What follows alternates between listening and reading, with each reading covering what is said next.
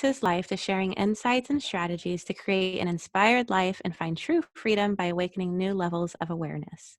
He helps to redesign the subconscious mind that drives behavior and performance and ultimately all results. He uses the wisdom of Ayurveda to help people find balance through diet and lifestyle. He has worked with entertainers, professional athletes, as well as global organizations. He most recently was on Gwyneth Paltrow's GOOP podcast and is featured in the incredible documentary Heal. He is a true wellness pioneer and mind architect. He is a thought leader in human potential and performance, and he's here to help us unlock the best version of ourselves by breaking free of our own limiting habits. I'm so excited to welcome Peter Crone to the Magic Hour. Yeah. No pressure. Sounds like I got a lot of work to do. So Peter, you speak a lot about freedom and that being your Yes. main product. Yes. So right now people are quarantined all over the world and on lockdown, as are we. And for some of us, it feels like we're in a personal prison of fear and uncertainty and panic. So what are your thoughts on what's happening right now? Well, I mean, with regards to what people are going through personally like that, or like externally, like, because I could address the personal prison or the general theme of coronavirus. Yeah, both. Well, I mean, I think we're going to hit on both in this Both, conversation yeah. anyway, so wherever you want to start. Well, I think, the personal prison thing is, I think it's interesting that this is sort of like the great equalizer right now in terms of everybody is being forced into the confines of their own home, right? So it's sort of metaphorically like everybody is being asked to step into their own cocoon. The irony is, like, they feel they're sort of trapped. They feel like they're in a prison, but I'd actually assert it's just revealing the prison that was already there, right? So it's in the absence of distraction or busyness that people are actually now being left with the constraints that they perhaps never had to really look at. So we could actually sort of say that this is a great opportunity to address what was an otherwise ever-present invisible prison that most people were just oblivious to. So that's why I think there is a lot of discomfort, there's a lot of fear, a lot of anxiety, a lot of frustration coming to the surface, but I think it's all part of our evolution as a species. So that's the opportunity, Yeah, this slowing down is kind of forcing us to look inward for sure. Yeah. I think the fear also, like just being a single mom, the fear also comes a lot of being okay financially for a lot of people. I think that the feeling of uncertainty, not knowing when people are going to work again, if they're going to get let go, that's a lot for people to deal with too. Yeah, I think there's two kind of aspects to this, right? Like you could look at the emotional aspect and then the practical aspect. Practically, there are people who are struggling like financially and literally, right? And so for that, I just have love and compassion. And I know that doesn't necessarily do much for people, right? Other than that I'm a caring guy, and people in my own community, I will help and I do whatever I can financially to support them. So there's that sort of what you've got to deal with, like the literal handling of life is one component, right? And certainly a lot of people are having to handle a lot right now. But the emotional part is really what I address, right? Because there's just the practicality of being a human being, paying rent, buying food, taking care of yourself. So assuming that you're at least in a realm of being sufficient there, like, we don't have to be saturated, we're not all millionaires, but as long as you're able to at least get food and keep your place, then we can look at, okay, well, what's actually creating your suffering has got to be the emotional component. It's got to be the way that I'm reacting to circumstance, right? That's where we actually can find some true power, and that's my forte, is to help people recognize where they're resisting life, and that's creating suffering. So it's important to be able to distinguish the two, because I think sometimes people misunderstand experts saying, oh yeah, well, don't worry about fear and blah, blah, blah. And they're not really addressing the practicality of some people's literal life, right? So that warrants attention, it warrants compassion, and it warrants support wherever it can. But assuming, people aren't in life-threatening situations, then we can look at, okay, what is your brain telling you about the current events that is creating your own unrest, right? That's self-manufactured.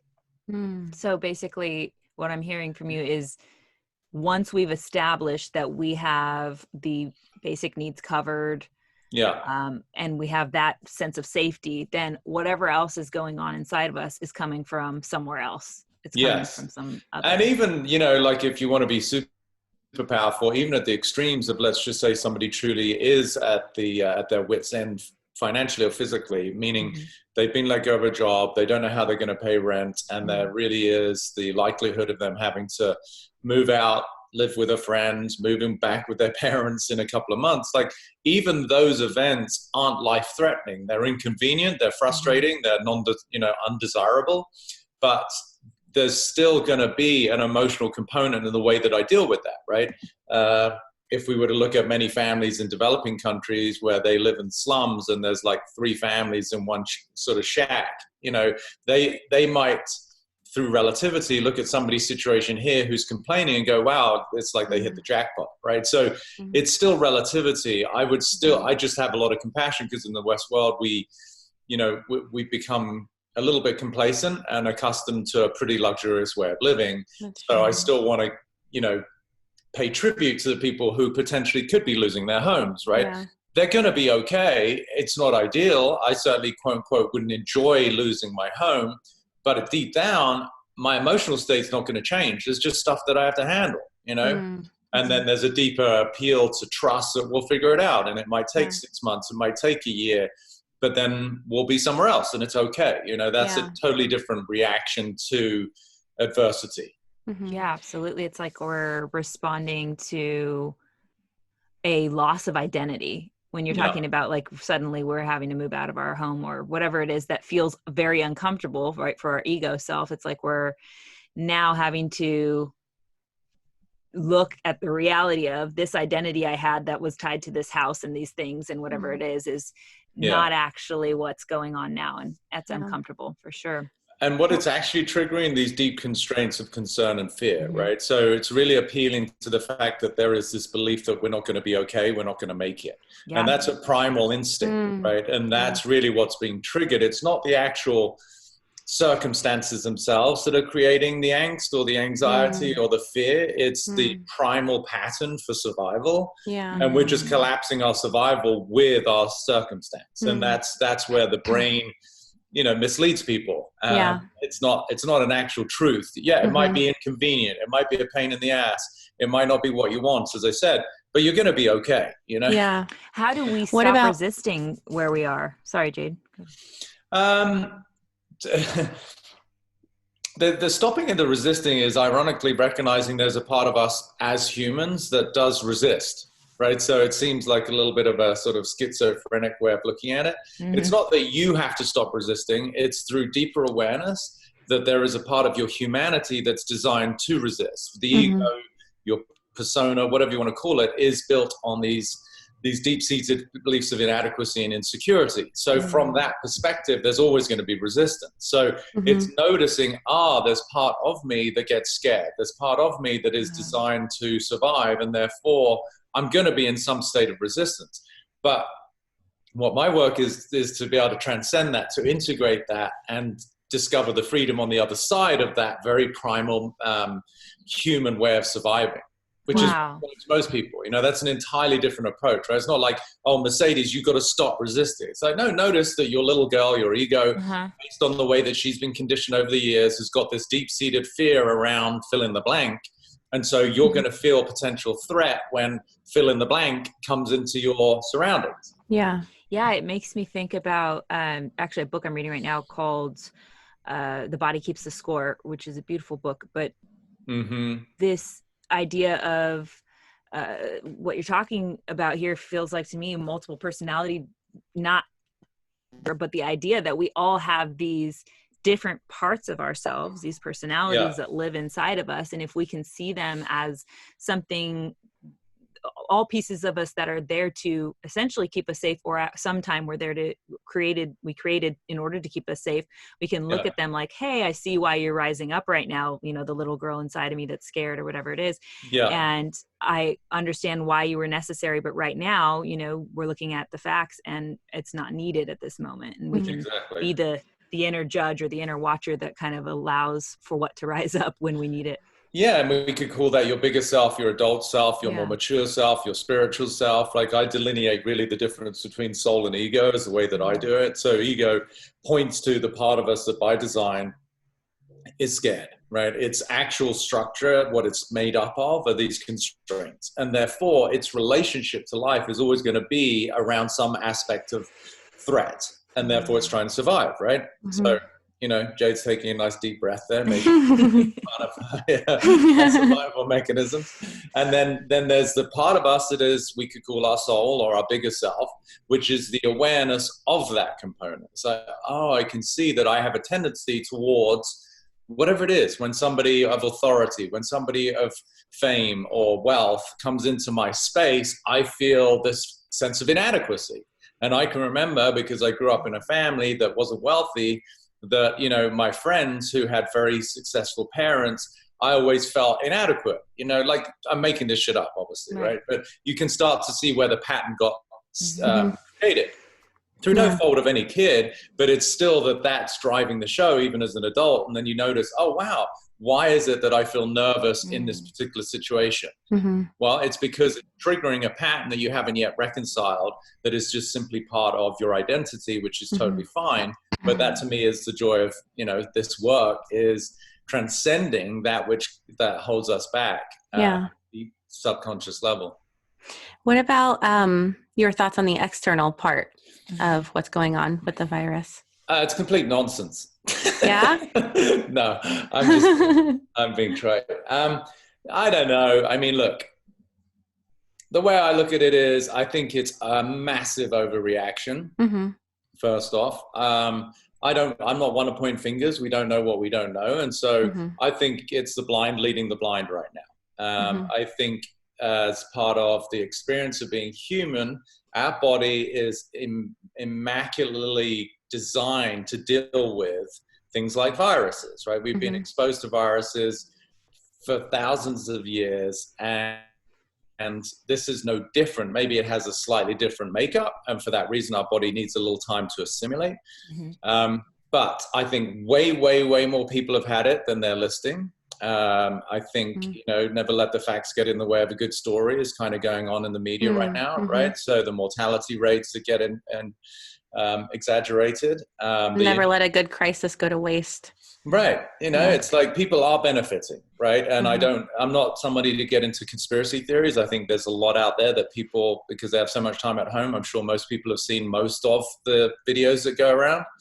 I do believe there's an element of truth to all of it. But again, you take it with a pinch of salt. So the way I look at it is, okay, this is part of life unfolding. I trust life. I don't trust humans per se, but humans are part of life, right? And I think there are people with agendas. I think people are driven by fear.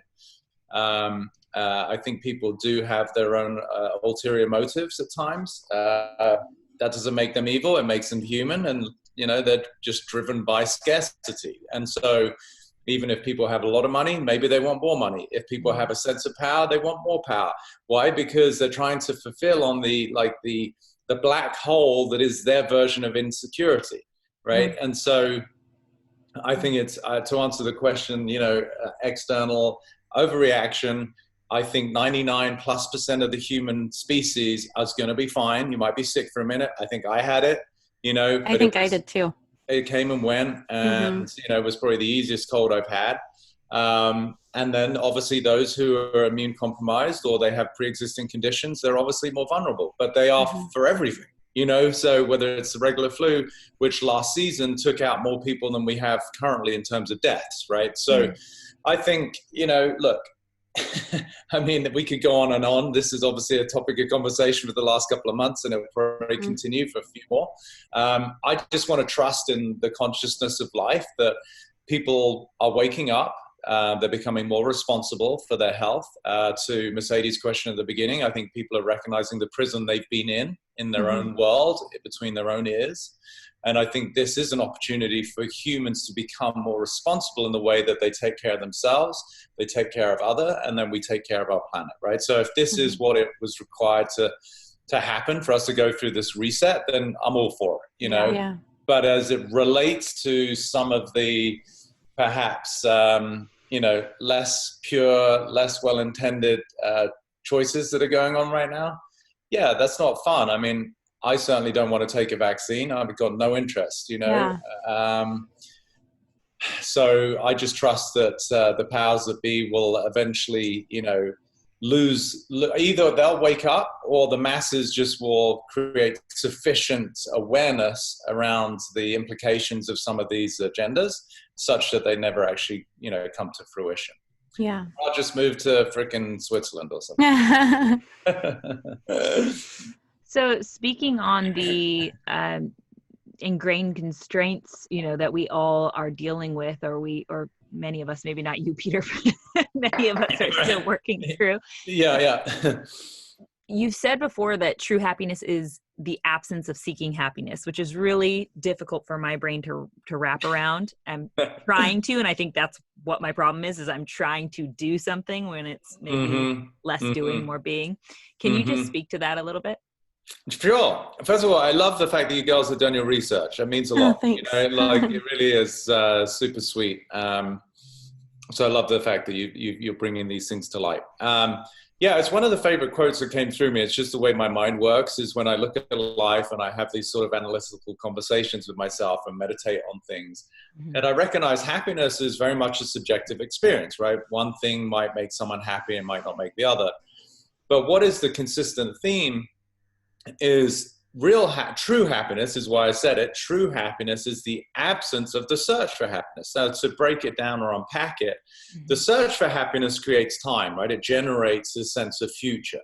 And I often tongue-in-cheek say, even the Declaration of Independence says, blah, blah, blah, and the pursuit of happiness, right? So what happens in that case is that what we're doing very subtly, or sometimes not so subtly, is we're actually saying that my happiness is a future-based phenomenon. What that does then is it denies where I'm at, right? Because it's implying that the joy that I seek, what I want, my dreams and aspirations are all somewhere out of reach. And so I'm working on it, or I'm getting there. These are expressions that we use every day, terms that humans share. And there's nothing wrong with it, but it leaves people in this slight malaise. You're never quite there, right? So it doesn't have to be complete depression and misery where you're at. But along that scale from, complete devastation to mild disappointment, is where people are at. But then the future has got this sort of promised idea of happiness. But that's the proverbial carrot before the nose, right? Like you never quite get there. And that to me was just unsatisfactory. I was like, I don't want to be like putting my life on perpetual hold for this sort of idealized one day future. I was like, so then true happiness is the absence of that. Because what it's actually saying in lay terms is, I'm totally content where I am. Is that managed by, yeah, it does. I'm trying to create some sort of path there, which is probably part of the problem, but I'm trying to, I guess, verbalize or get into my mind some logical way of going about this, which maybe is it being present or finding ways to be present, like meditation or whatever stillness, you find in your day to remember that you already are all the things that you're seeking outside of yourself. That's a very intellectual understanding, and you girls have done your work, which is awesome, like meaning on yourself, right? So you understand it, but actually presence, again, it might seem weird, but the way I speak, it's actually the absence of something. So the part of you that's struggling to get what I'm saying is the part of you that thinks things might have to be different or should be different, or you'd like them to be different. Which itself is an extension or a byproduct of the part of you that at a deeper level is saying, I'm not okay where I am, right? So you're going to have some subtle judgment, like things should be different, or he shouldn't have done that, or I should have done this, or I would have done this, or could have done that. Any of those kind of dialogues is the subtle but insidious, like resistance to life, right? Where I'm saying that things right now aren't the way I want them. Right. So think about that in terms of like Jade's question in coronavirus right now. How many people are in massive resistance to what's going on? Right. But then resistance equals suffering. If I'm not okay with the way things are, then I have to suffer. But the only reason I'm not okay with the way things are is because my brain, ego, little child, whatever you want to say, is saying that things should be different. Yeah. So I'm creating my own suffering. And then I'm using external circumstances as the excuse. Yeah, but if they hadn't done this, or if this was the other way, or if I hadn't then I'd be okay. I didn't get the memo that any of us are the fucking center of the universe. Excuse my French. Right? We all want to speak to the manager of coronavirus. My mom used to tell me that all the time. Mercedes, you're not the center of the universe. I'm like, Yeah. are you sure, Mom? Yeah. I wanted to Mom, say you're to, polluted. yeah, Mom, what? Yeah. So I think the dissonance I'm experiencing with it is that as humans, we are these creatures that I call always, or able to be always happy but never satisfied in a sense. So that's what creates this progressive nature. You know, humans, we want to build, we want to do this next thing, we want to reach higher. And want to tear down more rainforest. Yeah. Yeah, or whatever. Yeah, or we want to reach some sort of enlightenment, or we want to be, gain any kind knowledge, of desire, whatever it is. Yeah. Mm-hmm. Yeah. So how do we hold both? You know, how do we hold the idea that we can be peaceful if we just allow what's real and happening now to be? Yeah. And be okay with that. Beautiful question. How do we also hold that piece of us that is innately progressive and wants to reach for more? Great question. And I think we're getting closer to popping your presence cherry. Okay. Right? Because it seems like a dichotomy at one level, right? Which is like, okay, what Peter's saying is true happiness is the absence of happiness, but happiness, as we're understanding it, is this sort of this pursuit where I get to chase my goals, build my aspirations, blah, blah, blah. So when you said, you know, there's a difference between we can be happy, but we're not satisfied, that sort of is much closer to what I was saying about my quote, right? So true happiness, we could say true satisfaction is the absence of the search for happiness. So we could use other words of like contentment, true peace, right? So I'm not trying to be anywhere else apart from where I am. Now, if you really break it down, it's actually a completely nonsensical proposition anyway, because you're always where you are, right? So it doesn't even make any sense that you're trying to be somewhere you're not. No wonder you're pissed off or you're frustrated, right? Because you literally can't be where you're not, right? So that is the embodiment of presence, that I'm saying they can coexist, which is I'm totally content where I am. I'm one of the most entrepreneurial, creative, driven men you'll meet. And simultaneously, I'm at peace with the way things are. So there's a distinction between what you're saying as the progression, the pursuit, which is, of course, innate in being human, right? How we've evolved as a species, technology to whatever it is. But for me, if you're being truly creative, then you're in harmony with what's happening right now while still pursuing something, but not from a place of reaction to the way you don't want things to be, which is how most people progress, right? It's like, why do most people go to the gym? They're in progression mode, to use your word, meaning they're going after something. But they're going to the gym because they don't want to be fat, or they don't want to be overweight, or they don't want to be out of shape, right? So what's driving them is what they don't want.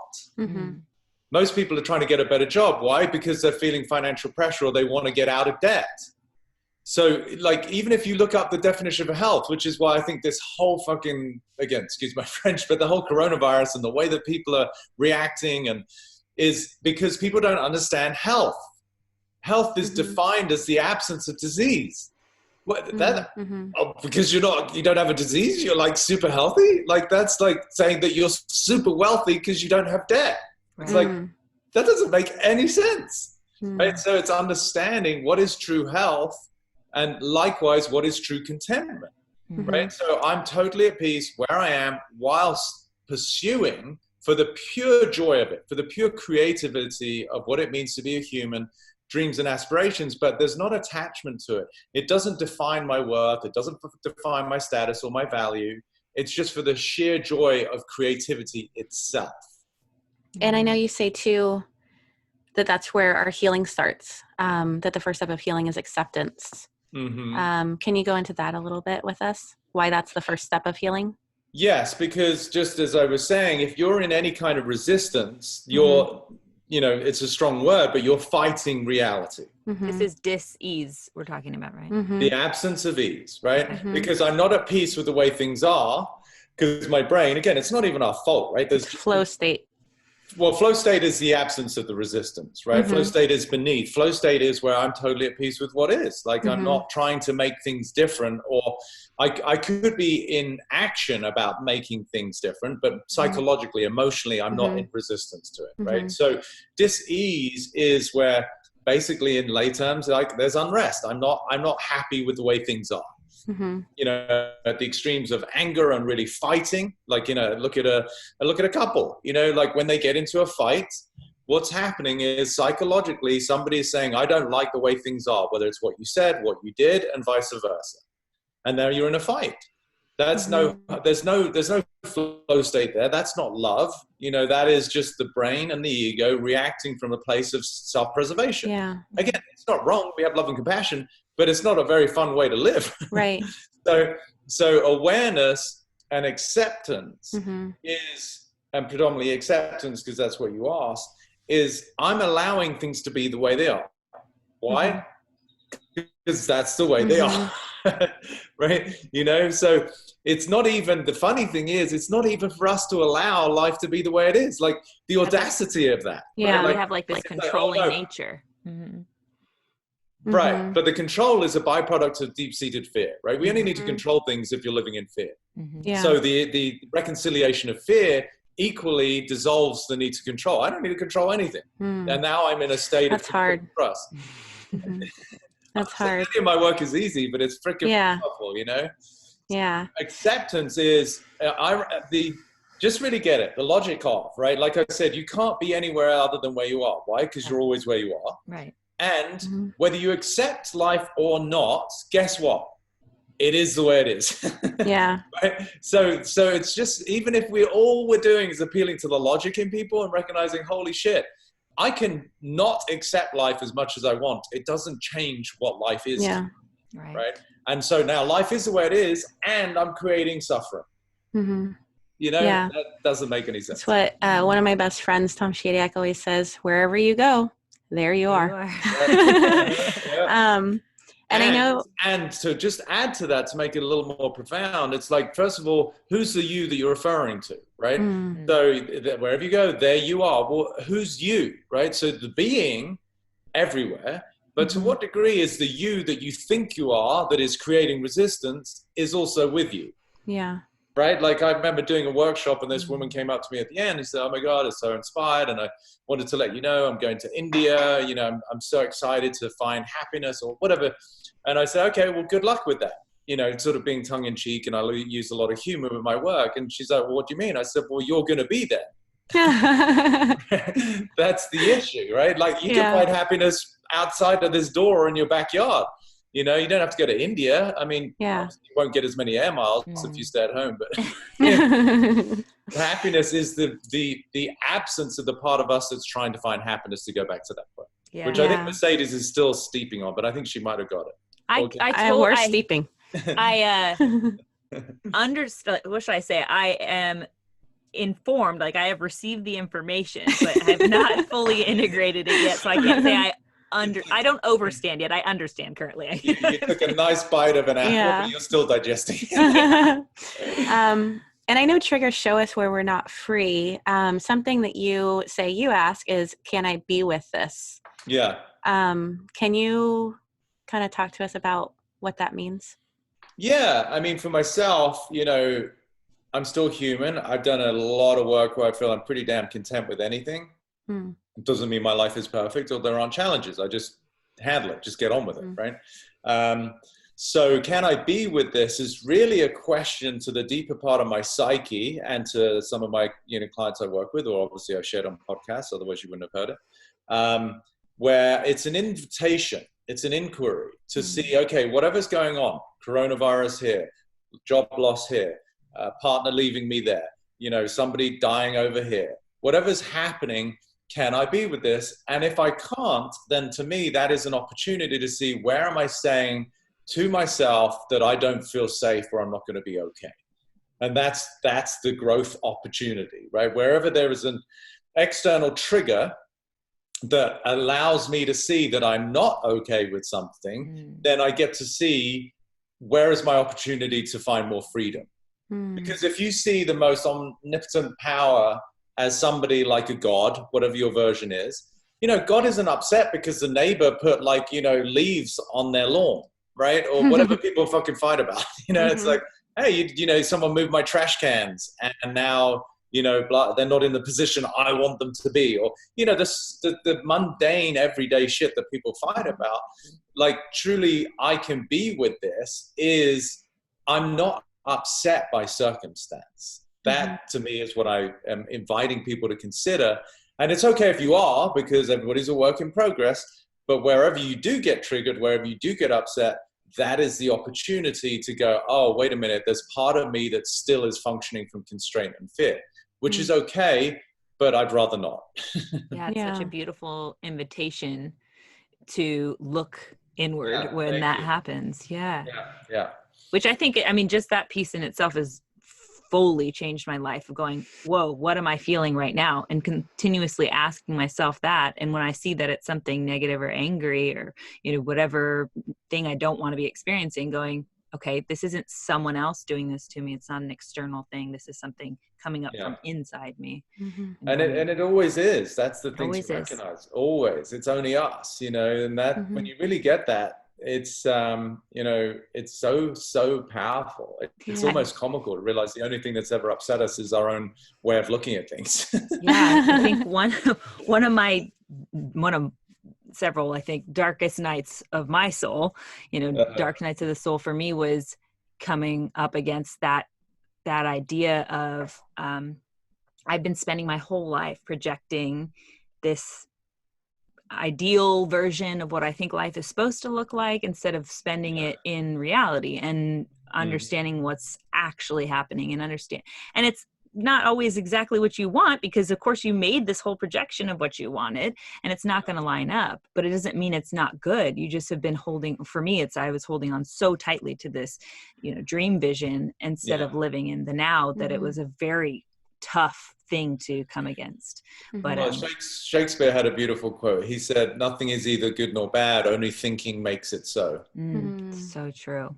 Right? So it's, again, it just comes down to perception, which is why even on my website, the first quote is from Marcel Proust, and he says, the journey of true discovery lies not in finding new lands, but rather in looking through new eyes.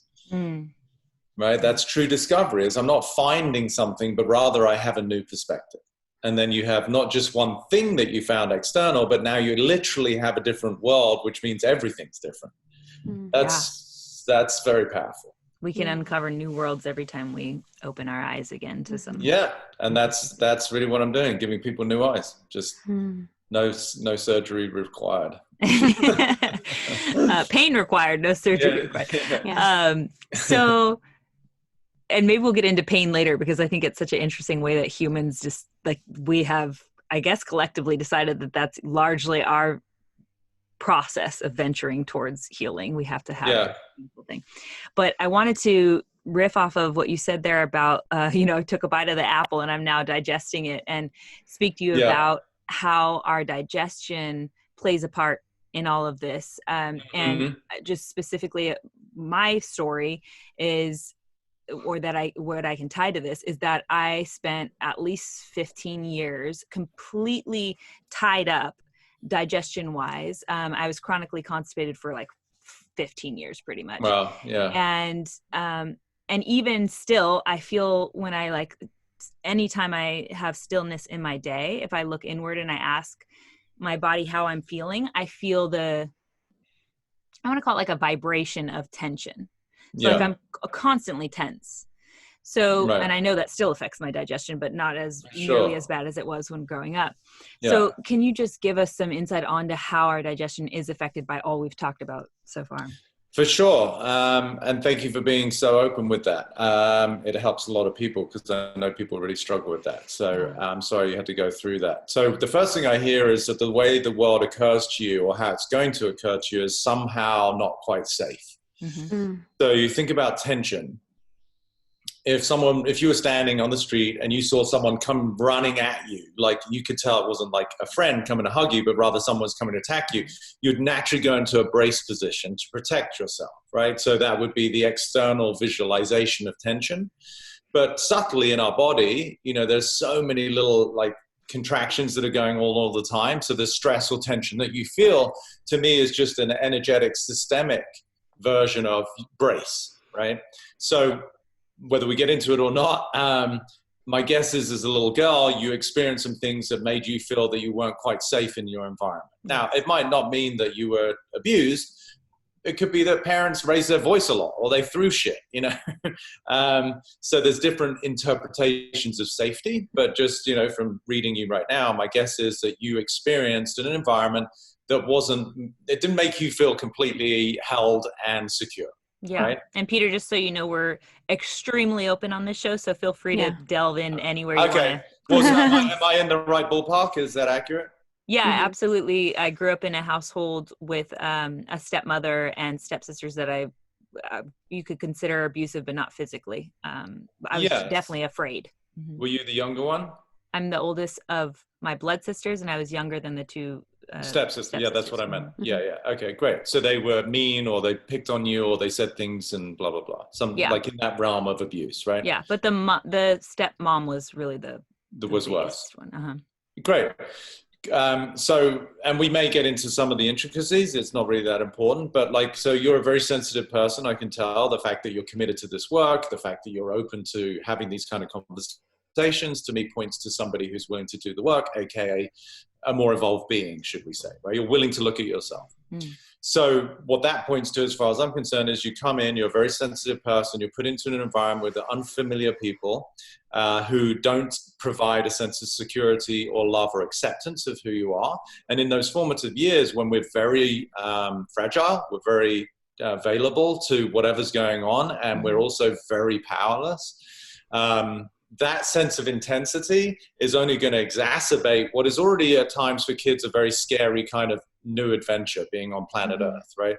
So all of that points to exactly why you did the right thing at the time, which was to basically shut everything down and try and protect yourself.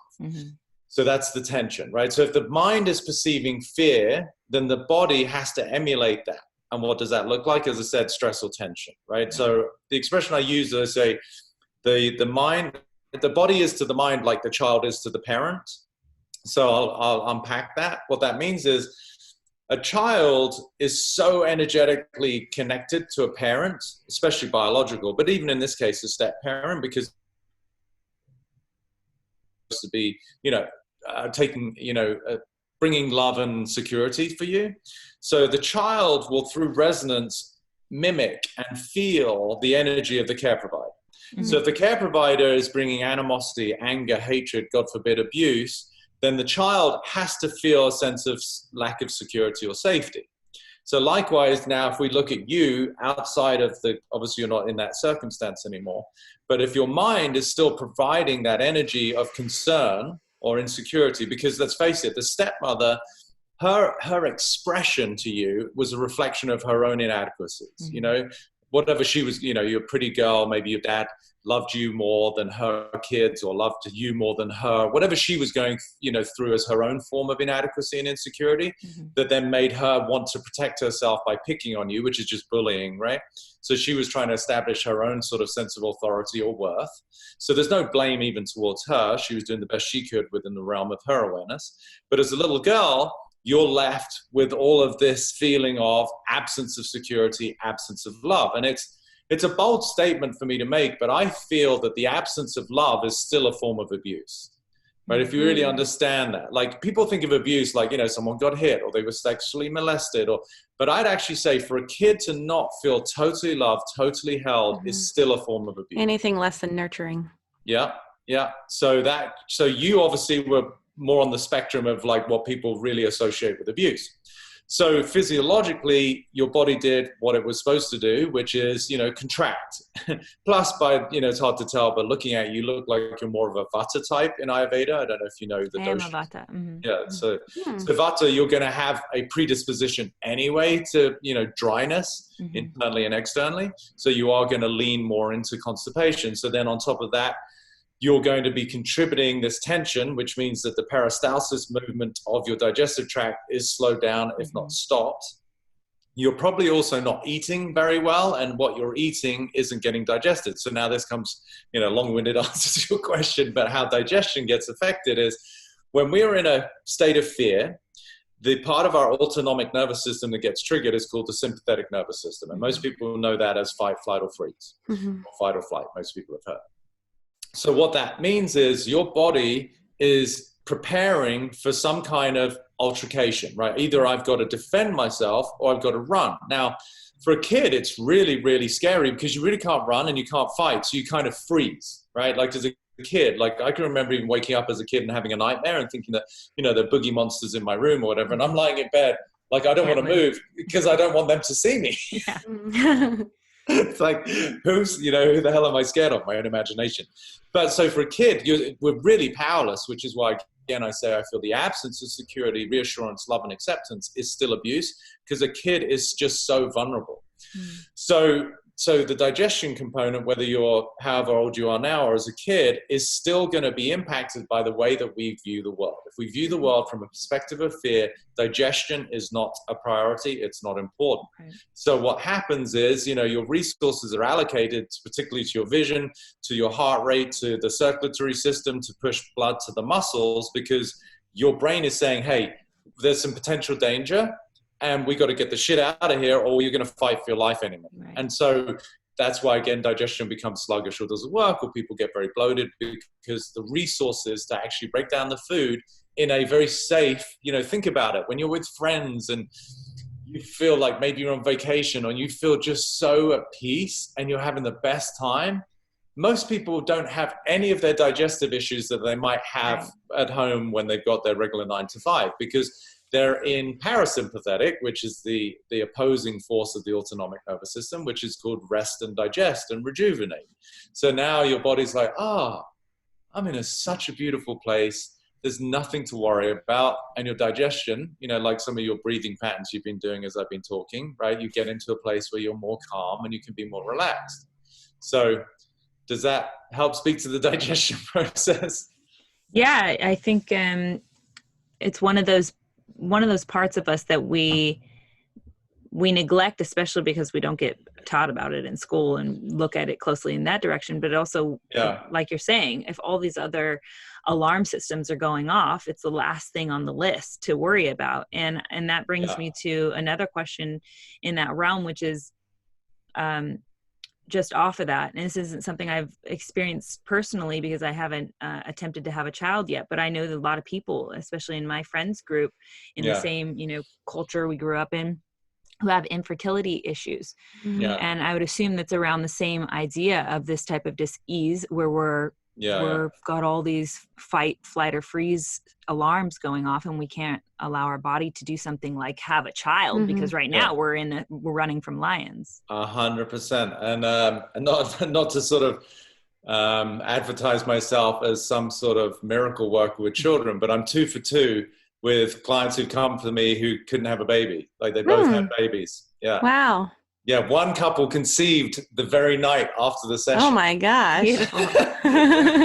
Because the energetics of it is amazing, right? So it's so fun when you really understand the womb feels safe. Yeah, you feel safe, but it's also the irony. It was actually, in this case, it was more the guy's energy because he was so angry at life, you know? And so the wife was ready in this case, but in the way that they were trying to conceive, there wasn't connection. So even though she loved him, she didn't feel fully held or fully safe or fully seen because he was much more like, and I'm not saying the guy's angry, he's a total sweetheart, but because of the way he grew up and he was brought from South America and into a very wealthy sort of white neighborhood and was picked on a lot. And so he was always looking out for his version of a fight, right? And he developed a lot of hostility and anger. And so there wasn't, quote unquote, the reciprocation of love for the connection to happen. So that was interesting because it was more on his side. Then somebody else was a woman who had been trying forever in the whole infertility process. And for her, it was a deep-seated feeling of inadequacy about who she was, that she's not enough. And then, of course, it gets perpetuated, right? It becomes self-fulfilling, because especially for a woman, I mean, it's one of your greatest assets as a woman is that you basically... everybody's on the planet is by virtue of the incredible power of a woman to give birth. And so the fact that she had deep-seated feelings of inadequacy, that she's not enough, and then she couldn't have a baby, it just snowballed, right? And so to undo all of that for her, then eventually, allowed for that, space to open up quite literally Yeah. for a new being to be born. So Yeah. you girls are spot on, but that's why, even though I've been called a spiritual teacher, I'm as much a physicist as anything else, because to understand the world of physics, going back to what we were saying earlier, if I'm resisting life, resistance is friction. What's friction going to create? Inflammation. So then you wonder why people have high blood pressure, they have IBS, they have all sorts of inflammatory disorders. Well, because psychologically, you're in a fight with life. That's physics. That's not like psychology. That's so good. Yeah, and that's why I love your work so much, Peter, is because I think you are an amazing bridge for people who are coming from this culture we all grew up in, probably, of we're afraid of the woo-woo world, we're afraid of the spiritual ideas. And so we can come at it with your work through that logical, physics-based place. But really it does all spiral down to a real spiritual place. It's just that word for some reason. I'm a spiritual philosopher just disguised as a guy's guy who loves to play sports and, has a pretty decent way of articulating things and making the profound palatable for people. That's really what's going on. But thank you for sharing that. It's powerful stuff. I did want to ask you, I think you spoke to a lot of this, but maybe just to finish fleshing it out, what are the 6 stages of dis-ease? Oh yeah, from Ayurveda, it's one of my favorite components. It's called samprapti is the process. So the first stage is accumulation. So when we look at somebody's dosha, vata, pitta, kapha, and people can find a wealth of information online if they were to search anything about Ayurveda. And we've had Sahara Rose on, so anyone can go back and reference that episode also. Okay, cool. Yeah. And I do some work with a company called Banyan Botanicals, and so they provide products. I don't get paid anything for this. I'm not selling anything, but they do have great resources. So you can go to Banyan Botanicals and they have a quiz you can take. They have information about each of the doshas. So I just like to push people there so that they can get educated if they want. So when we talk about the first stage, accumulation, what we're normally speaking to is there's too much vata, which is really air, too much pitta, which is fire, or too much kapha, which is sort of a combination of earth and water. So what that means is you get too much of that element in your system. So let's take pitta, fire. That's me, I think. That's you predominantly, yes, and myself also. So if you get too much fire, that can be through stress. Think about there's too much heat in your system because you're aggravated. You got too much spicy food, too much alcohol, which is very heating.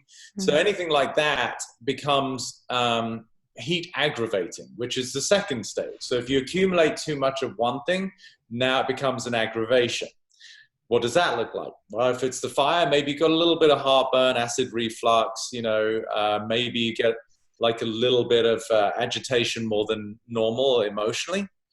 And then the third stage is spread. So think about it. If you've got anything that accumulates, it's going to spread at some point, right? You could take your closet, right? You accumulate too many clothes. Now it's aggravating. Why? Because I can't freaking find what I'm looking for, right? But then they start to spread and it spills out into your bedroom or whatever it is. So that's why I love the principles of physics. But in Ayurveda, we're talking about the doshas. So too much fire, it spreads, it goes through your bloodstream. And then the fourth stage is it becomes localized. So the heat that built up because of your diet, it's usually associated with digestion, became an aggravant. It started to spread systemically throughout your whole body, and then it localized somewhere. So let's just say, Jade, I don't know if you're a dancer or something and you hurt your knee when you were young, or maybe that heat is like, oh, here we've lost some integrity in the body. This is a great place for the excess to hang out, right? Like I don't mean this in a derogatory way, but the homeless don't hang out in the nicest areas. They find somewhere where it's dark and seedy, and they can live and camp out on the street. They won't be bothered, yeah. Yeah, so it's sort of where there's an absence of integrity, meaning where things don't work smoothly or in a harmonious way. Well, same with our body, right? So the excess that spread found a nice place, and then the fifth stage is it becomes manifested as a disease there. So that in the heat, it could become a rash, it could become some sort of arthritis where there's like an inflammation in the joint. And then the final stage in the sixth stage is it becomes diversified. So the excess to begin with aggravates an area, but then it actually alters the areas, the diversification. So it could become rheumatoid arthritis, where now you're actually altering the tissue structure itself, right? Having too much acid or heat in your stomach isn't altering the stomach. It's just excess, and then you feel the byproducts of that. So once you get to stage 5 or 6, it's very difficult to reverse. But why I love the system is because if you understand that the first stage of disease is accumulation. Stop getting so much shit in your life. So it's in your body, in your mind, in your house, whatever it is. This is why cleansing feels good to people. Because what you're doing, you're letting go, right? So it's just such a beautiful system as far as I'm concerned. Yeah, like Kim John Payne talks about how your exterior world represents your interior world. Yeah. Clutter, externally is invariably a reflection of the clutter that people have, or the desire for more, which, as Mercedes is saying, like this is invariably that incessant desire to try and fill a black hole that can't be filled. This is infomercials, marketers know this about humans because what do they say? Wait, there's more. What is that appealing to? It's appealing to the unsatiable aspect of the ego, right? Everyone wait, there's more. It's so easy now with the Amazon app on our phone. Right. All the hoarding going on. Speaks directly to that. And then on every level to look at that, right? So what I'm doing is I'm unpacking and dissolving what's been accumulated as emotional and psychological, dis-ease. So it's like once you free that up, it's like, oh my God, I'm just there's lightness. People can breathe. There's nothing wrong. Freedom if you're into that. You said that people can't be held accountable for that which they are oblivious to. And I love this compassionate perspective. And I would love for you to elaborate on that. Something that I'm trying to apply that to is in Austin, we have a huge homelessness problem. It almost feels like a zombie land in certain areas, but I get very triggered, and I'm still uncovering this. I get very triggered when someone refers to a homeless person as a bum, or says like, oh, I would never beg. And as a teenager, I was a homeless person who did beg on the street. So I'm sure that that's something I need to uncover and figure out, but I'm trying to apply what you say about not holding people accountable to what they're oblivious to. But could you just maybe elaborate a little bit on it? So it works in both cases there, right? The homeless person and the person judging them or calling them a bum, right? You can apply it to both, which is, I'm not religious. I like to transcend all and embrace everybody, but I like to pull tenets, and Jesus said, forgive them, Lord, they know not what they do. Right. So that sort of speaks to the same energy of compassion and love, which is people are functioning from within the constraints of their own awareness. Right. So the person who's saying, look at those bums is equally confined, just as the person they're judging. Right. So if we can bring compassion to both, then that allows us to see that we can see beyond what they can see. Not in a superior way, but that we have a greater sense of acceptance. You've had the literal experience of what it means to be on the street and have to beg. So you have an immediate association or compassion for the homeless person, which then creates a little bit of judgment towards the person who doesn't get it. But if you understand that, that would be like, judging a child for not understanding, arithmetic when they're 3. It's like, but they don't know yet, right? So the person judging for your evolution, Jade, as I'm contributing something to you here, is that maybe you have the opportunity, if you wanted, to share yourself and educate that person as to why that might be a derogatory way to speak to about another human because you were there. And that might just up level their awareness and their compassion. You see, this is where we learn from each other. So I need to work on my articulation. I want to speak the way you do, because I typically will just be like, he is you, you are him, we are all God. He's God in one of his myriad of disguises. And then they don't want to talk to me anymore. So one, to give you a little coaching, maybe I could say one way you can always approach it is the very simple question is, can I share something with you? And immediately people are going to want to know because we're curious, because again, we want to know more. So, but in saying that, you open that person up to listen to something that you could contribute. You say, I used to look at homeless people the same, and then until I was homeless. And I can tell you that, it's a very difficult place to be. And just maybe you could have a slightly different perspective, because you don't know what that person's been through, right? So that would be your opportunity to contribute to them without judgment, without making them wrong, because this is where it gets really slippery. And I know you're willing to listen because you do the work. Them calling that person a bum is no different than the way you're looking at them for saying. Right. And I'm judging them for judging another. I'm being, I know.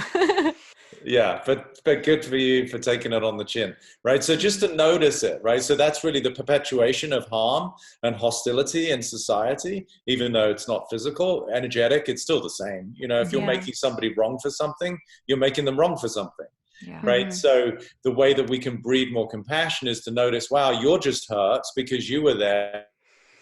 And maybe you have an opportunity to share and contribute to somebody's awareness through your own experience, so that they can up-level their sense of compassion and love for everybody. And the person who's homeless, like going back to what I said about like abuse is the absence of love, I feel, then we don't know to what degree that person who's on the street right now doesn't even know what love looks like, because their dad was in prison, their mom was a crack addict, and, you know, they were a scared kid. You know, Mercedes, you look beautiful, you look like you're put together, but you went through your version of quote unquote harm and abuse that perhaps on the scale was, 5 out of 10, and maybe the homeless person was a 9 out of 10. I mean, we're not all that different, really, just subtle difference in circumstance that could have made us either the person in the beautiful castle or the person who's, sleeping on the streets, right? The subtleties of how we are brought up, the subtleties of how we learn different languages of love, of survival. I was watching this video on YouTube, Vimeo, called Step Inside the Circle. And if you haven't seen it, please watch it, and all your viewers. It is so profound, because it's this incredible woman who goes into prisons and they go out into the yard and they have all of the inmates in this huge circle. And she just asks a series of questions.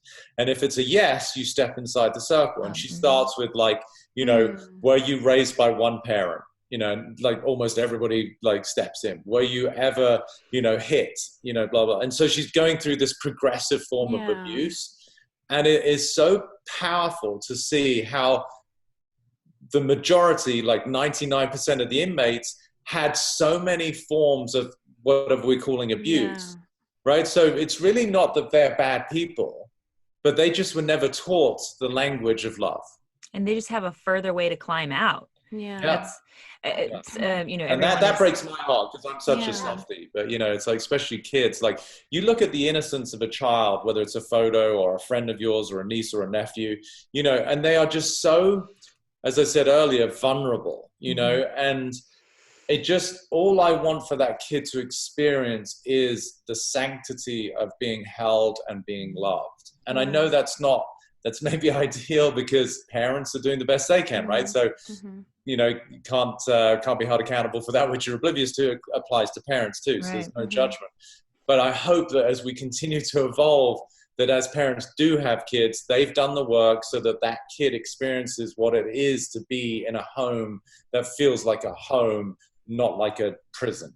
Yes. That's something I think about a lot too. One of my dreams is to speak at schools about bullying, and that circle, I had never heard about that circle video, but I had something kind of in my head about how I would present something similar. I'm just still trying to figure out how, when I was Miss San Antonio, I could go speak at whatever school, because I would just say I'm Miss San Antonio, but now like they don't just let anybody, come speak at schools, especially now with the shootings and everything. So I'm trying to figure out a platform for that. That's cool though. But watch the video. I think you'll get a lot from it. It's very powerful. We'll post it in the show notes as well. Could you also share your story about the smoker who asked you how you would help him? It's one of my favorite stories I've ever heard. I was just in Arizona. I was working with one of my golf pros, and at the end of the day, just relaxing in the hot tub, and this couple and their baby got in, and the mum was kind of taking care of the young kid, and so the dad just engaged in conversation. The usual, like, oh, you're on vacation, what are you doing here? And I explained I was here for a golf tournament. And he said, oh, that's cool. You playing? I said, no, I'm just working with a pro. He's like, oh, you're like his caddy. I said, well, no, maybe his mental caddy, carrying his mental baggage. And so he was really fascinated by that. He said, wow. And his first question was, how would you help me stop smoking? And I said, I wouldn't. And so, because I live in such a unique world where I don't make anything wrong, right? So he was a bit confused. So because in his world, there's everything wrong with smoking, right? It's known smoking's bad. Mm-hmm. And he said, well, what do you mean? I said, well, there's nothing wrong with smoking. Smoking's smoking. And now he's even more confused. And I said, well, I'm not denying that smoking has impacts, right? It affects your lungs, depending on the strength of your constitution. If you're built like an ox, you might make it to 100. If you've got a fragile system, you're probably going to develop lung cancer or something, right? Mm-hmm. So smoking, based again on physics, has its impact depending on who you are. But I could tell from him that there was a lot of judgment around it. So I said, let me put it this way. I said, if you were okay with smoking, you didn't judge smoking, you didn't think smoking was bad, you didn't judge yourself for smoking, how would you feel? His shoulders dropped like 2 inches. He's like, oh my God, I feel so relieved. And I said, when you feel that relieved, do you need a cigarette? And, he just got it, right? I said, so you don't judge smoking, you judge yourself. In self-judgment, you create dis-ease, right? Which is what we've been talking about. He created a sense of suffering based on his own internal angst about who he was, not enough, whatever it is. And then he found relief in cigarettes. So the cigarettes were the byproducts of his suffering. But once we got him to a place of deep acceptance, aka not judging yourself, he found relief. You don't need any substance when you're in a state of freedom or relief. So that was that story. And then he came running up to me like a little boy. 2 days later, he saw me in the lobby, and he's like, I haven't even had a cigarette. I'm like, yeah. It's really powerful stuff. Good boy. Yeah. I love that you don't make anything bad, because I feel like I get obsessed with anyone that I love. I try to me and Mercedes are both magicians, so I'm like always trying to help them be healthier and limit screen time and do all of those things. And I really need to balance it with the lover. Yeah, but what's the undercurrent for that? What's the lover? What's the subtext for that? Oh, so the archetype magician is. But what's the subtext of that behavior? Control and fear. Yeah. But look at it energetically. Yeah. If you're feeling the need to do that and help, like there's a couple of things at work, right? So let's look at them. What's the underlying current of that sort of behavioral adaptation towards people? What's the attention? What's the agenda? And what's the implication? I feel like it comes from a place of love, but it is like this feeling of fixing. Yes, exactly. So they're sort of concurrent, right? So the intention is pure. You both care, you love your loved ones or friends or whoever you're saying it to. But the actual behavior is manipulative. Right. So it's a conflict. So you're well intended, but the way you're doing it, it's got a little demand. It's got pressure. It's got implication of like that what they're doing is wrong. That's what they're going to hear. That's what they're going to feel. And everyone's going to deflect that or defend it or react to it. So again, similar to what I was saying, when you could approach the person calling the homeless person a bum, you could say, can I make a suggestion? So don't make it about them, make it about you. So rather than saying, I want you to limit your screen time, you could say something like, can I share something with you? And of course they're going to say, yeah. And say, God, I get so worried and I get so concerned about like when you use the screen too much, right? Or you're on devices, like, how can I, like, can you help me with that? Like, cause I get concerned about your eyes or your brain, or like, you see, you're talking about yourself, not like you should, because it's got the should energy otherwise, right? I know. So that would be one way to share how much you care about them versus telling people what to do. Or you could also counteract it by recognizing that everybody's doing what they're doing and they're where they're at. And of course you can share, but sharing is very different than instructing. I don't instruct people what to do. I just don't. You know, I could see all sorts of things walking through an airport or, you know, just around a promenade anywhere down here in Los Angeles. I could see all sorts of manner. But if I went up to somebody and said, hey, I'm reading your energy, and they you know, they could punch me, they tell me to go F myself. Unless somebody invites you into their home, their psychological home, then it's going to be very difficult to make any lasting change. Yeah. We're shooting all over people. Yeah. Instead of respecting where they're at on their journey and just being a light. Being the light. Yeah. Absolutely. Lead by example. I Mm-hmm. mean, inspire people, don't instruct is what I put there. I love want that. to be a form of inspiration. I don't want to Mhm. tell people how to live their life. If they're Yeah. inspired by the way I live, awesome. I'm happy to share and help. And if But we're I'm not here- bothered by how they're living, then that's something going on in us, not in them. That's for you to look at. Exactly. Yeah. Yeah. So you kind of started breaking it down here, but can you explain how you reverse engineer people's symptoms? Yeah, I mean, it's just understanding again that process of physics, right? So if somebody's got a control issue, it's like, well, why do they have a control issue? They're only going to control things if they have fear. Well, why do they have fear? Because at some level, similar to what you shared about being around your stepmom, they've been indoctrinated with this idea that they're not going to be okay, they're not safe, whatever it is. So that would be the reverse engineer, is look at the behavior and the outcome, understand what was the precursor to that. Every outcome has got the precursor of whatever actions people took, right? So if you understand, okay, well, what drove the action? Why did they do what they did? So then you can see, okay, well, what is the mindset that drove the action, which is more conscious usually? And then we want to look at the deeper level, which is my forte, which is, okay, what is beneath the conscious thought and emotion that created the action that gave rise to the outcome, right? So does that make sense? I mean, I do it so naturally and so quickly. I know it's a lot to digest, but if you can understand that all outcome is a byproduct of action, all action is a byproduct of a combination of thoughts and feelings or emotions are a byproduct of the world you live in at the subconscious level. So that's what I can see when somebody's telling me they struggle with whatever they're struggling with. So as an example, would you can you reverse engineer maybe how Mercedes and I both struggle with time management, and we sometimes need to control our lives, which both hand in hand cause us to be spread very thin. Like we both pile on too much, and I'm constantly rushing to where people around me will be like, why are you in such a hurry? Well, so you tell me first before I give my insights, because you're both smart. So, rather than me sitting here, tell me what you're aware of about that kind of behavior, about who you are that has you be in a hurry. For me, it's a matter of feeling like I need to be in control. So it's back to that tension, that fear of chaos, that fear of not being in control, the fear of not being prepared. Yeah. Okay. Jade? Yeah, I think for me, in my childhood, there was no control or routine or rhythm. And I would go to friends' house where dinner was always on the table at 6.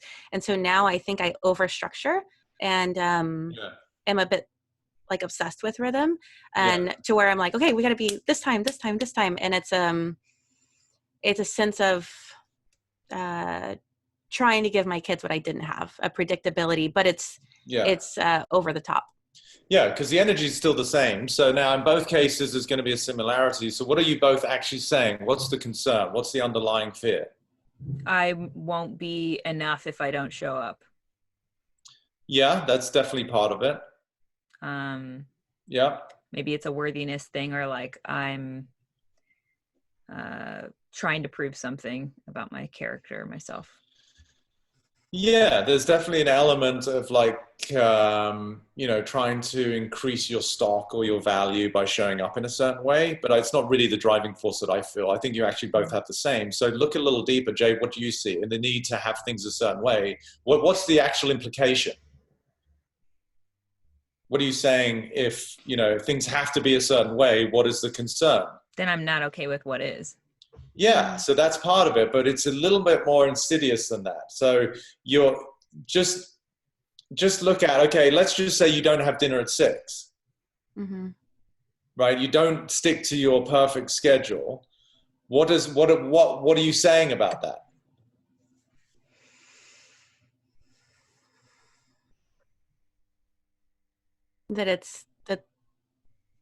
I guess the feeling that I get is that it really does feel like everything's going to fall apart for some reason. Yeah, great. Right. And I pile on so much to almost make it feel rushed. Yeah. So almost like it's like that's how my brain is used to. So it's addicted to that. And it is an chemical. addiction. It is an addiction, right? So if everything's going to fall apart, put that in lay terms. Like if everything falls apart, what's going to happen to you? I die. Yeah, it's a life or death thing, right? Mm. So, but like, you know, For like me, it's my kids will have trauma. right. Okay. So let's just look at it at a big broad stroke. Like die, kids are going to have trauma. How would we say that in the way that we relate to our future? Is everything going to work out? No. Yeah, it will. No, I mean it will, but no, that's not the way you're relating to Right. it. So what's the Mhm. antithesis of that? Mm-hmm. If it's not going to work out, what are you actually saying? If you don't have dinner at 6 and blah, blah, blah, and if they have too much device time, what are you saying? What's the fear? I'm not enough. That's part of it, but that's not the one related. That's now, right? If I'm not enough, I'm not enough now. It's almost believing that we have control over all of that when we really don't. But I know you don't, and I'm just trying to help you find so much freedom right now. So you can fucking have dinner at 6 or 9 and who gives a shit? But the implication that you think that you have to have dinner at a certain time, again, just using that as one example, or that Mercedes thinks she has to control things or look a certain way or have blah, blah, blah. The implication underneath, there's something at stake where you're saying, if things don't happen that way, I'm what? And it's not enough. It's much more to do with what Mercedes said, life or death. Life or death, right? Life good, death means I'm not what? Living? Not alive. Yeah, no, but if you're not alive, you're going to be fine. But the implication around you, if you're scared about the future, what do you say? That you're not what? I'm trying to not. Safe. You're not safe for sure, but that's a now moment, right? I feel like we're in your remedial class. we're doing the beginner's version right now. No, this is tough because it's a blind spot, right? It's a real blind spot. So the concern for things being the way you think they have to be, and if they're not, like, what does that mean? If it's not dinner at 6, then you said it, Jade, things are going to fall apart. If things fall apart, what's the implication? I'm going to be left and abandoned and... Well, that I don't have control. Yeah, and if you don't have control, what's going to happen to you? I'm going to lose it. Well, I'd like to consider you've already lost it. We're trying to find it.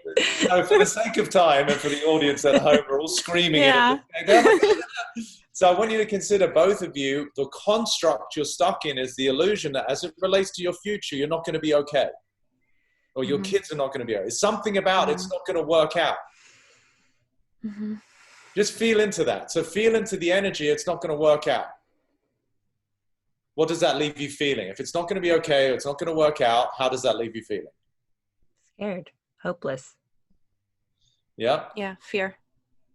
Anxiety. That's a lot of anxiety too, right? Yeah. So your brain has come up with mechanisms in your own world.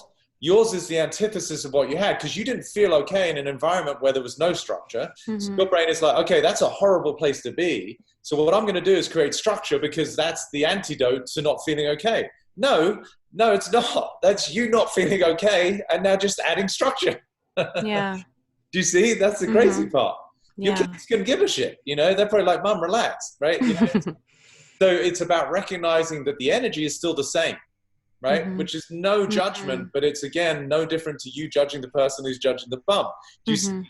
There's the opportunity to be like, wow, I'm doing the same thing that my parents were doing or what they weren't doing. When a father says, I'm going to be the most loving father because I never had that as a parent, what he's actually saying is I'm being like my parents, just the other side of the same coin. Yeah. And when you really get it, it's well-intended, but you're still driving the same energy. So for you, I get how much you love your kids, which is beautiful. Like I said, the intention is there, but the agenda is manipulative, right? Which doesn't make you bad. But it's like, wow, you love your kids. But what if love looked like it's okay? It's okay. It's okay if we eat at 6:05 versus 6, or, God forbid, at 6:20. It's okay. So we can see I'm not going to be okay creates anxiety, fear, being scared. And then, of course, behaviorally, you want to control everything. That's natural, right? Because you think it's not going to work out. Well, then, fuck, I better take care of it. But is it true, as a truth, that you're not going to be okay? Yes or no? No. Is it true that you're not going to be okay? As a truth? No. Right. Now feel into that. Feel into the absence of the concern that it's not going to work out.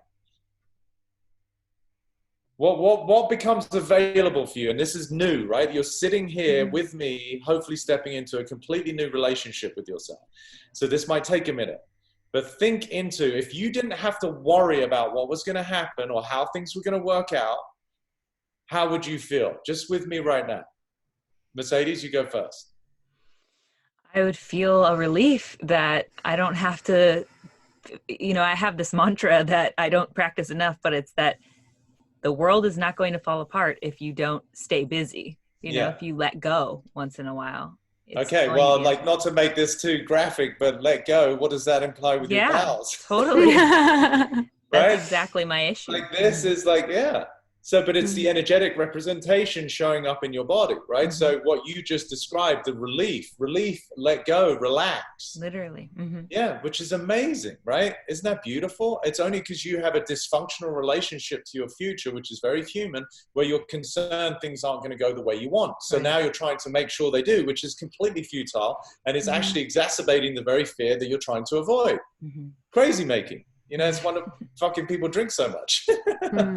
Right? So amazing. So relief. So Jade, in the absence of concern for the way things are going to turn out, if there was no wrong, similar to my smoker story, you could eat at 6. I could say, what? You're feeding your kids at 6? That's terrible. You should eat them at 5:30. And now you're like, oh, shit, I've been doing it wrong. All this great ball pressure, right? Right? So in the absence of thinking you had to have structure and things had to be a certain way, how would you feel? Loose. And there's a feeling of like that comes up of like irresponsibility, but it still feels like oh yeah, but it's impossible for you to be irresponsible. You're so conditioned to try and be responsible. It'd be nice for you to be a little bit more loose, right? Yeah. So what would that feel like for your kids, that energy? Oh yeah, they would feel a lot more nurturing. Nurturing and playful. Yeah. Which would be the healthier environment? The mum who's stressed and worried about a future, who's got structure, or the mum who's loose and it's like, it's okay, let's have some fun. Which is a healthier environment? The loose and fun. And it's one of Jade's number one things she says is she wants to be seen by her children as playful. Yeah, but even the wanting is implying that you're not. You're very playful. But the wanting is the trying, and that's the effort that actually avoids you just being you, accepting you. Much deeper issues there, right? Like self-love and self-acceptance. Yeah. Beautiful stuff, ladies. Who knew we were going to have an online session? Maybe you We only could hope, Peter. Yeah. But can you feel that? Like, I really want you to can you feel the relief and the ease about like just not worrying about how it all works out? That's not just don't be responsible mothers or friends or, daughters or wives or whatever, but it's not the worry about it. Yeah. We can all breathe. And Does this relate to a scarcity mindset, Peter? I mean, it's all interlinked. Yeah, any kind of fear, worry, scarcity, inadequacy. Yeah. Same sense of wanting control. And so when we step towards abundance, it's a loosening. It's a relaxing. Yeah, knowing it's all going to work out. Yeah. You said something. Uncertainty is the nature of life, and we're struggling against this constantly. Yeah. Yeah, especially right now, everybody. Yeah. But you both just displayed that perfectly, right? Like you're trying to control what is uncontrollable. Yeah. Uncertainty is the nature of life. Get over it. Okay, Peter. The good thing is we get to listen to this back as many times as we need to. We're almost done with you, though. Okay, I was going to say I've got to rock and roll here. Yeah. Okay. So you've asked the question, who would you? Well, you kind of asked this already. Who would you be, and what would you become available to in the absence of all your concerns? So why are there different emotional responses to that question, though, when that comes up? How do you mean different emotional responses? When you have this in your work, or when we've heard you on other podcasts and such talk about this, it seems that people will perceive that idea differently according to, I guess, their circumstance. Do you have an insight on why that happens? Yeah, it just depends where they're at. Like, so you will get relief that will show up in a different way versus Jade's relief is maybe more playful. Yours might be more relaxed and I don't have to control things and look so perfect, right? So it's revealing where you're constrained. right? So wherever there isn't constraint, you're going to have your own. It's still relief, which is why I said freedom is my main product. I'm freeing people from constraints of their mind. How that manifests is like Jade might be like super relaxed and tell the kids to freaking get their own dinner, and I'm just chilling out doing yoga. I don't know what that looks like, right? And for you, it might be, I don't know, you know, your version. I don't know anything about your personal life. So, but it's going to manifest in a way that feels like the next evolution of your own expansion and freedom. So it just depends where people are at. The homeless person, you know, if they discovered some sense of relief, then their form of relief might be that, okay, I'm going to take better care of myself. I might go to the ocean and wash once a day that he wasn't or she wasn't doing before. That might be an expanded version, you know, versus just sitting there and taking drugs, or I'm going to stop taking the drugs. You know, they're still on the street and they still don't have a job, but they're nudged in the right direction of expanded version. Do you see? And this is why it's so important, I think, to be patient with people's progressions. It's not, it can be powerful. You know, I tend to work miracles sometimes, and like women are getting pregnant who haven't been, or people who had night terrors, you know, that have gone, or an NBA guy who doubled his shooting average from the free throw line. Like, these are powerful stories. It can be powerful when you really get it. But compassion means that we let people have the time they need to go through their own process. Yeah. So I know you said you've got to get going. We have a couple more questions we can kind of do in like a lightning round type. Okay. If you want to try. Yeah, let's fire away. So can you talk about how the language we choose to use deeply affects our resonance? Yeah, because language is vibration. I mean, that'd be the quick answer, right? It's noise, it's sound. And sound, we're vibrational beings in a vibrational universe. So our resonance is, to me, so directly correlated with the way we speak, which is why I'm so passionate about language. People are incredibly loose and irresponsible, I would say, with the way they speak, because they don't understand that their words are creating their reality. And you mean using words like stressed out or something like that? Yeah, that might be accurate, but it's like deeper than that. It's the deeper programming that hasn't even been stressed out. Stressed out is already symptomatic. It's too late. If you're feeling stressed, it's because you've got deeper programming that has you live in fear, right? So that's why this work is so powerful, but it's also a little tricky, because you've got to be able to know how to get down to the deeper codes, creating the psychological and physiological outcomes. So it's symptomatic, you know, like that's why Western medicine, look, I don't want to get into these shit fight arguments, but Western medicine doesn't work. The people in the system, beautiful, they care, they want to make a difference, but the system only treats symptoms, right? That's not getting to the root cause of why someone has acid reflux. Giving someone Nexium or Prilosec has got nothing to do with health, nothing. It's got to do with selling drugs. That person, if they stop taking it, they have acid reflux again. Or if they have, you know, people take beta blockers for hypertension, as long as they keep taking them, they apparently don't have high blood pressure. But if they stop taking it, the blood pressure's back up again. Like nothing's actually resolved, right? Yeah. So that's a symptomatic approach, which is what people are doing psychologically too. No judgment, but oftentimes it's a glass of wine at the end of the night to deal with stress. But you haven't actually dealt with, why do I get stressed? Right. So it's almost as if we need to put a label on what's medicine and what's drugs. You know, what's the thing that's an escape or a mask, and what's the thing that actually helps you move towards healing? Yeah, and that's right now part of my purpose and part of my passion is to educate people as to what it means to be healthy. And it's got to look at the whole person, mind, body, and spirit. Not like you're a machine. You come in and your blood pressure is this numbers on a screen, and I'm just going to, you know, it's so robotic, right? Number, drug, drug. You know, it's like, what's going on at home? You know, like for you girls have just given me great insight that would help me help you, because Jade, you know, you're on the streets begging when you're 15, you know, and then Mercedes, you got the story about your stepmom and your stepsister. I didn't know that. How many doctors know that about you when you go in there and you've got hypertension? They're like, no, you've got hypertension. You've got to take this. So anyway, that's going to take a minute to turn around this $1 trillion business, you know. Yeah. But I hope, you know, because the people in it care, but the system does not have anything to do with health. Right. So profit over people. You didn't have Instagram until recently because you said the liking system wasn't healthy. I'm paraphrasing. And that it's an attention-based program. You know, you pour your attention into it and you ask for attention back. Now that you have it, how do you navigate using it in a healthy way? I think, it's like anything. I didn't know what I didn't know, right? So when I was not in the use of the social media platforms, I could only sit there and just make assumptions. So there was no judgment. I could get it. And there was still, even at the time, some people that I would check out their accounts because it was inspiring. So the way I navigate it is I don't make it about me. I make it about content. I make it about things that people say they want to hear.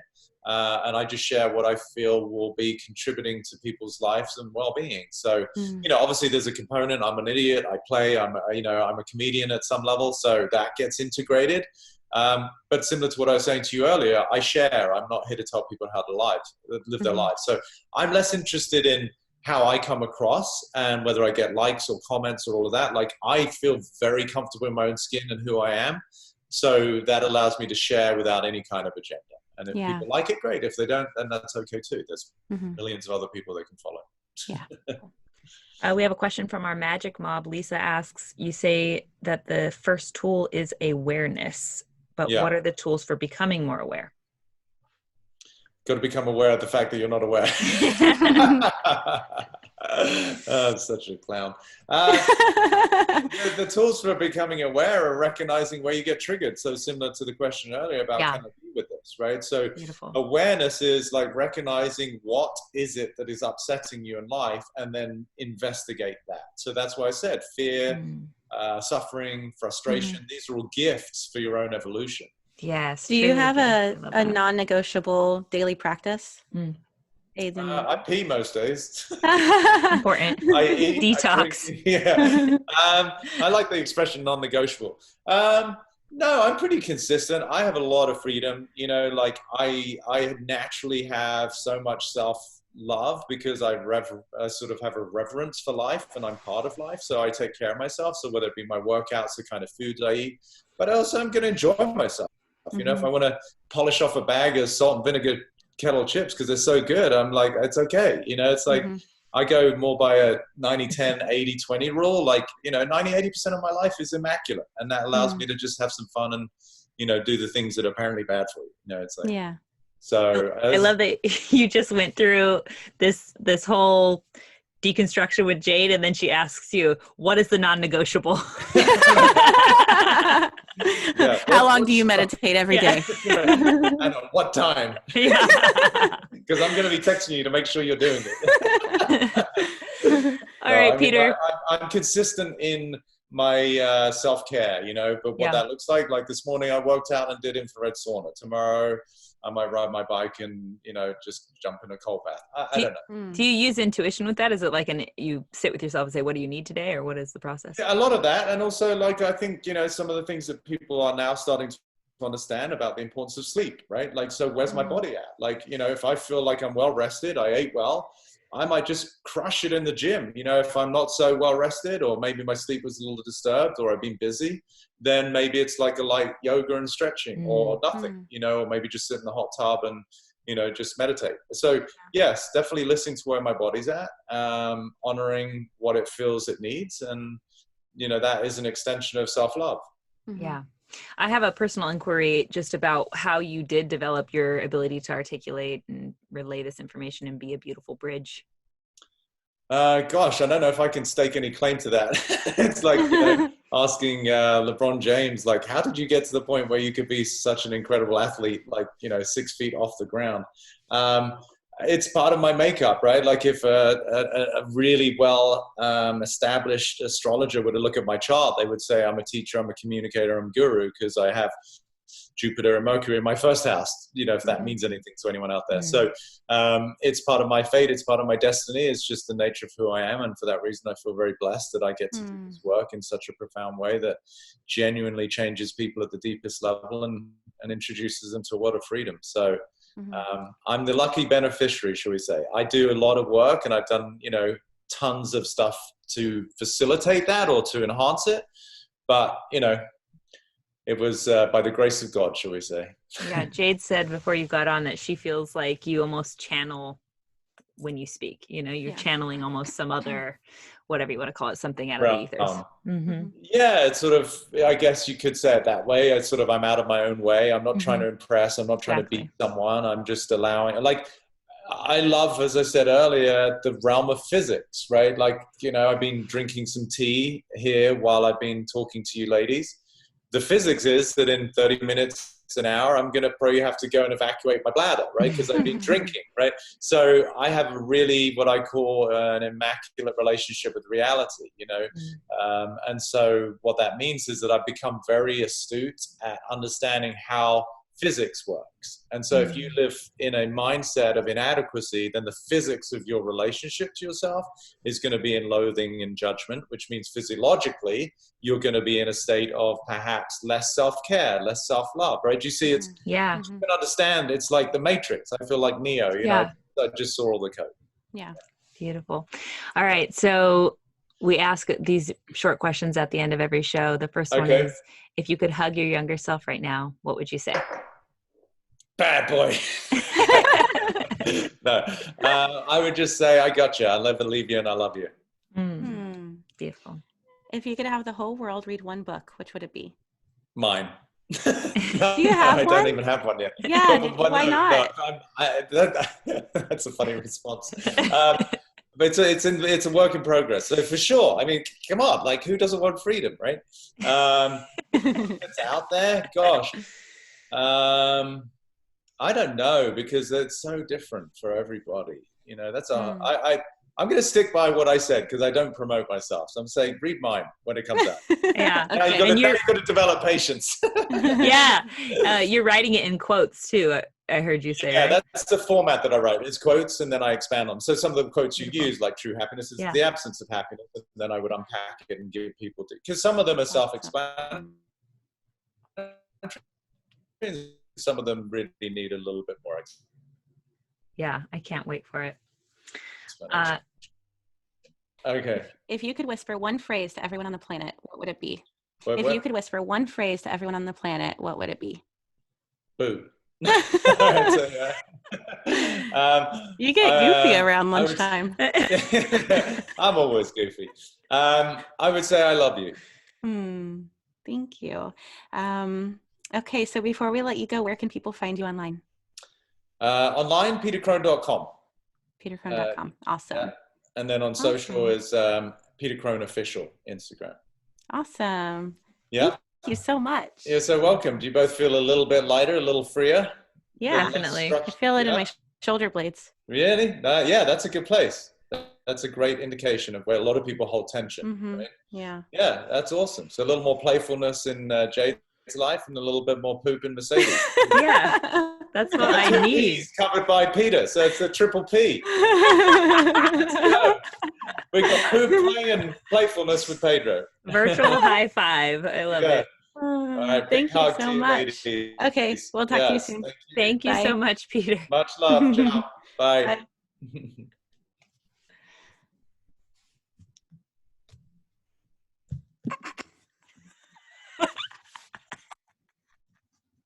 That started to get weird.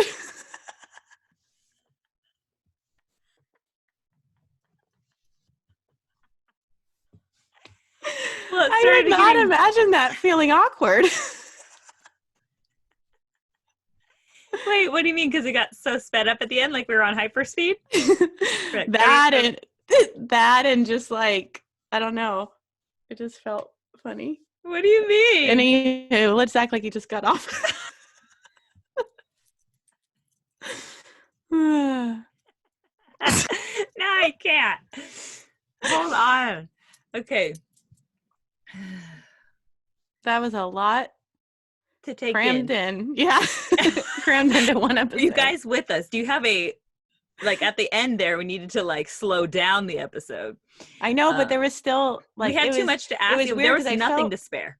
No, and I felt nothing to spare at all. Yeah. And I felt like I was contradicting ourselves because we already covered so much and I wanted to cover so much more, but we had already led on to him that this is our life issue.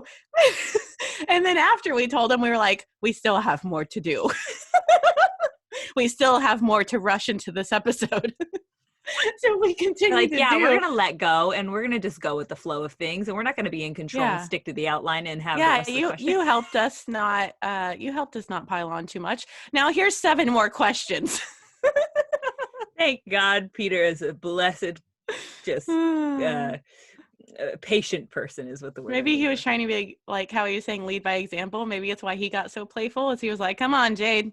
He's like, you ain't seeing it. You ain't seeing clearly what we just discussed. All right. Woo. So look, our guests, it's not, people ask, do you ever have divas on? No, we are the divas. Like, we really, we are we've had a few. asking a lot of our We've had guests. a few. But thank you to Peter and anyone else who's thinking of coming on our show. We will do better we're working on it. We're only 70 episodes in, all right? Look, this is where we're at on our journey. Don't judge us, okay? Yeah. All right. My magic trick today. Yes. I got this from Peter. Mm-hmm. Is to just repeat, there's nothing wrong with me. So this is in an episode with Anahata, I said how I always apologize.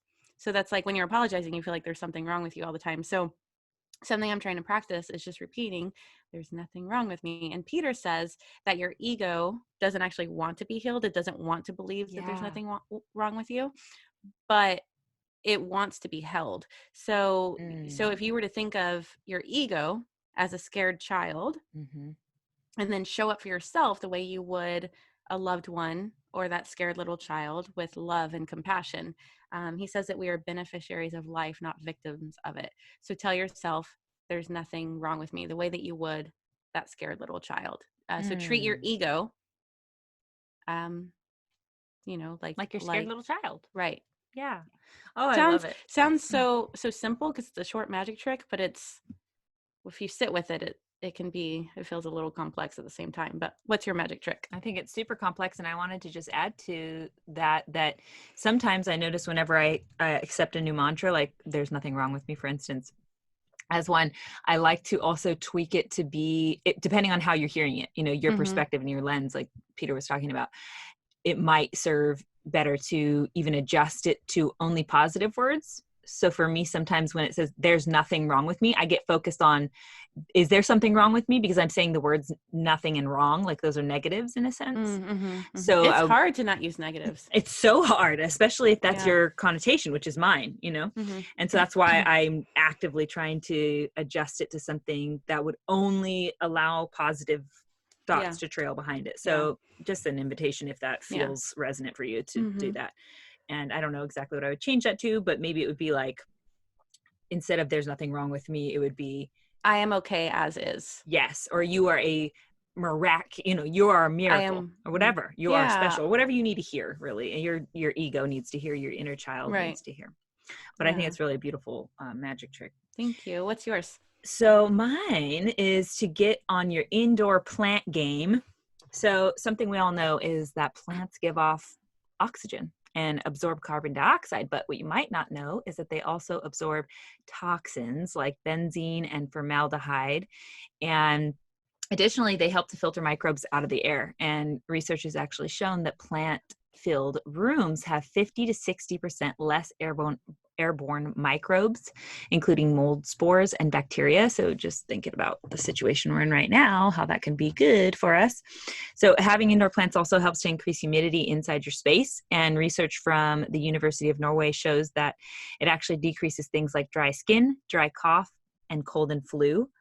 And another great thing about plants is that they are medicine, as you may know by listening to this show and how Jade speaks on them a lot. Therefore, they are healing. And a study from Kansas State University showed that patients with indoor plants had better blood pressure, lower incidence of pain, less anxiety, and better healing time. And if that wasn't enough, indoor plants also improve your work environment by bringing that peaceful serenity that's found when we're out in nature into the home or into your workspace. Therefore, you're able to be more productive. And there's also been shown to actually improve memory and improve concentration when you have indoor plants around you in a workspace. And there's a study from the University of Michigan that found that having indoor plants increases your memory retention by up to 20%. So with all those facts stated, my favorite indoor plants are those that release the most oxygen, especially because of the time we're going through right now. So, we're all stuck indoors a lot. So that's something we need to focus on. So my favorite indoor plants are the snake plant, peace lily, those. Those are my and favorite. Erica palm, which is spelled Areca, Erica palm, and the money plant. Yeah, or money tree. Or money tree.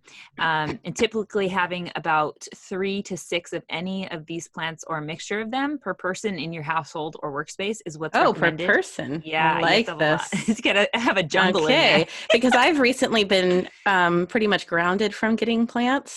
Because when I went to stay with my boyfriend, he was like, "You come with your own forest." Yeah, yes. And then I've told you the story, woman. but I lined his bathtub window with plants, and I told him to go take a bath one time when he was having a rough day. One of them fell on him. A cactus. And he said, I went from Mary Poppins to Batman. I was like, how was your bath? And he said, a plant fell. And I said, which one? He said, a cactus fell on me. And she didn't not concerned of his bodily, injuries at all, but just ran upstairs, dirt all in the bathtub. I am a plant mom for sure. Yeah. So I like this rule. 3 to 6 per person. That's 30 plants minimum in my home. Imagine it now. It'll be a weed whack when I walk through the door just to get in. Are you guys in here? It's like Jumanji in there. Yeah. So 3 to 6 per person is what's recommended to get the ample oxygen out of them. So that's amazing. Indoor gardening, guys. I hope you guys find this valuable and use it to increase the quality of your air, which I need to get on. I will use it. All right, Magic Mobbers, thank you so much for tuning in and taking this journey with us. If this episode held some magic for you, please share it with your friends and family.